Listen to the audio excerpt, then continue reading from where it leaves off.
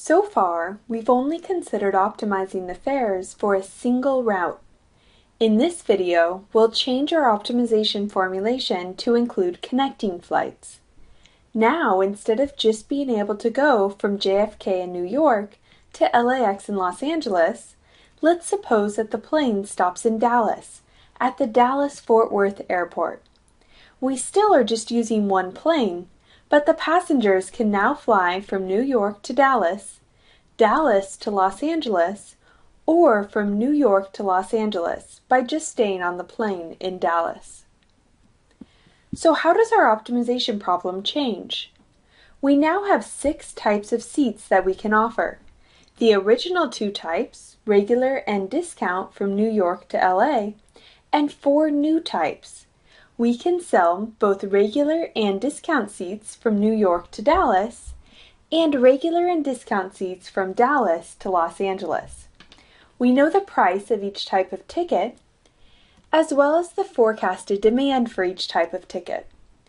We also know that we have a capacity of 166 seats on our plane for each leg of the trip. There's room for 166 passengers on the plane from New York to Dallas, or the first leg of the trip. Then the passengers with a final destination of Dallas will get off the plane, and the passengers flying from Dallas to LA will get on the plane. On the second leg of the trip, flying from Dallas to LA, we also have a capacity of 166 seats. So we need to remember that the passengers flying from New York to LA will take up capacity on both legs of the trip, while the other types of passengers will only take up capacity on one leg of the trip. So what are our decisions now? They're the number of regular tickets to sell for each type and the number of discount tickets to sell for each type. So in total, we have 6 decisions to make. Now let's define our objective. Like before, it's to maximize the total revenue. This is the sum of the price of the ticket times the number of seats of that type we sell for each type of ticket. And like before, we have 2 types of constraints, capacity constraints and demand constraints. For the capacity constraints, the airline shouldn't sell more seats than the capacity of the plane for each leg of the trip. So we need 2 capacity constraints here, one for the New York to Dallas leg and one for the Dallas to LA leg. Note that the New York to LA passengers have to be counted on both legs of the trip. So the first constraint accounts for all passengers that need to be on the plane when it flies from New York to Dallas.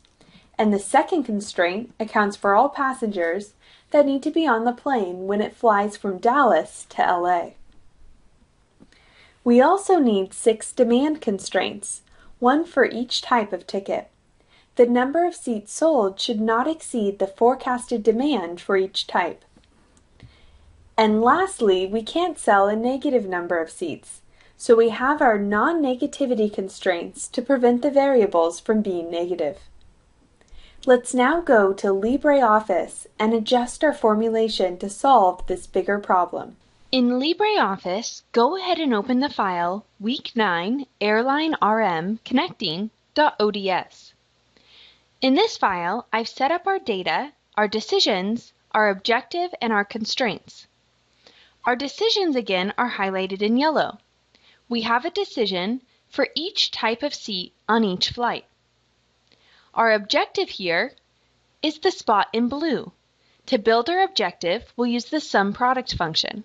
So type equals, and then SumProduct, and in parentheses, select all 6 prices, type a semicolon, and then select all 6 decisions. Close the parentheses and hit enter. We see here, like we did before, that we have 0 in our objective, because right now we're not selling any seats. Now let's create our constraints. The first constraints are capacity constraints. The first is the capacity on the leg from New York to Dallas. The left-hand side should be equal to the seats from New York to LA.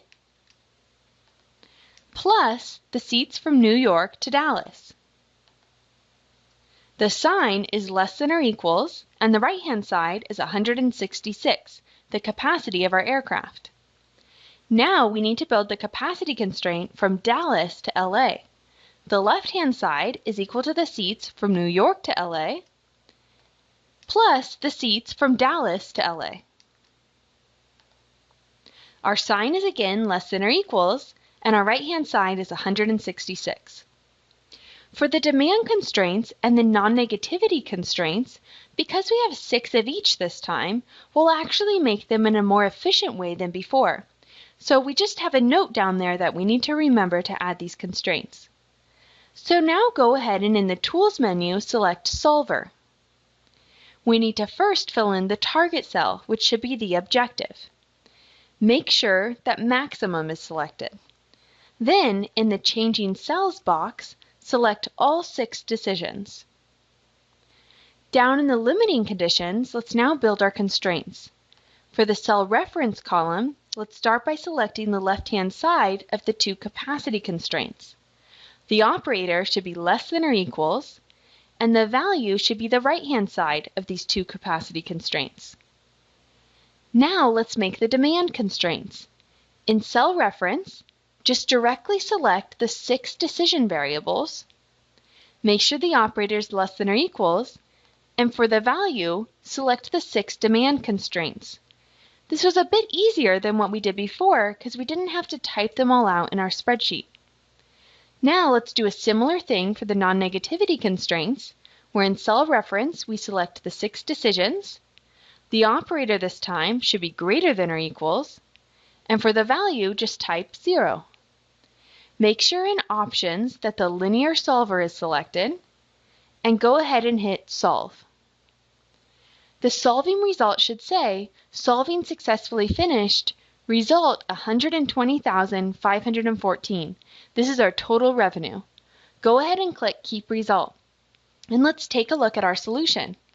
So we see here that the optimal solution is to sell 80 tickets for the regular price from New York to LA, 0 of the discount price from New York to LA, 75 of the regular price from New York to Dallas, 11 of the discount price from New York to Dallas, 60 of the regular price from Dallas to LA, and lastly, 26 of the discount price from Dallas to LA. We saw here that we could pretty easily solve a more complicated problem in LibreOffice that we probably couldn't have solved as easily by inspection.